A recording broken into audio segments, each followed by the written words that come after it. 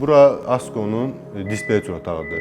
Biz burada 24 saat iş qrafikində işləyirik. Biz gəmilərin izlənməsinə nəzarət edirik və hava haqqında məlumatı mütəmadi olaraq gəmilərə ötürürük. Hər hansı bir qəza hadisəsi baş verərsə, departament rəisinə məlumat verilir.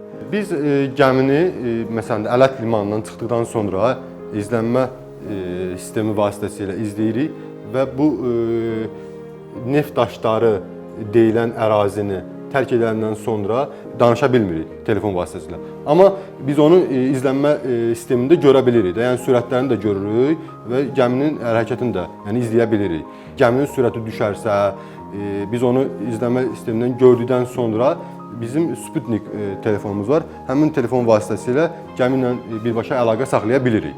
ASKO'nun beynəlxalq sularda üzən gəmiləri də var. Biz onları izlənmə sistemi vasitəsilə hərəkətlərini izləyirik. Küləkli hava şəraitində, yəni biz küləkli hava şəraiti dedikdə 25, 28, 32, 35 metr qədər durur. Yəni həmin vaxtlarda gəmilər lövbərə dayanırlar. Lövbərə dayandıqda izləmə sistemində onları izləyirik.